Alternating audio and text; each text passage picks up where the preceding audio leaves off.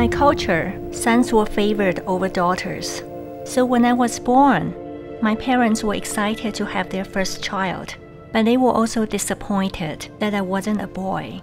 I have 2 younger sisters and no brothers. So my dad always calls me his substitute son, and I hated it. I hated it with passion because it just meant that I wasn't good enough for him, and I would never be good enough for him because I wasn't a son. Now my mom, on the other hand, told me that for a girl to be happy, she must find a good husband. A girl must be beautiful, she said, or she has to come from a rich family, or she has a great education. Then she looked at me and said, "Hueina, you are not pretty, and we are not rich, so you better study hard." So I did.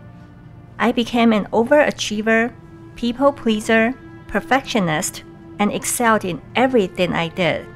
But no matter how much I achieved, I never felt good enough. My relationships with men was one disaster after another, until I made one decision that saved my life. I was in my 20s, and I just moved from Asia to the US, far away from all my friends and family. I had dated 3 men in a row who cheated on me, and I completely fell apart. I was so stressed out, depressed, and suicidal, until one morning I woke up. I really woke up, and I got angry. Those men were not worthy of my love, and I realized that I deserved so much more. I made one decision that morning.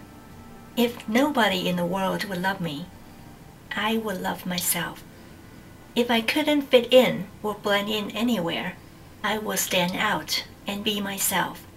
If I were to have a chance at success with happiness, I must learn to believe in myself and do it my way. That one decision changed everything.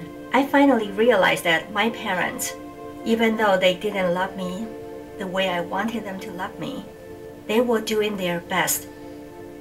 And I realized that whatever happened in my life was just training me to become who I'm meant to be. And I actually learned to be grateful for my parents. And I say that in my book too. And I wrote that it's dedicated to my parents. And I say, I am who I am today because of you. And I meant that. If I could go back in time and talk to my younger self, I would say to her that you are already perfect. Just the way you are. Even though you might feel that you are different from everybody else, you are beautiful and powerful. And don't let anybody else tell you otherwise. You don't need to compare yourself. You don't need to compete with others. No apologies.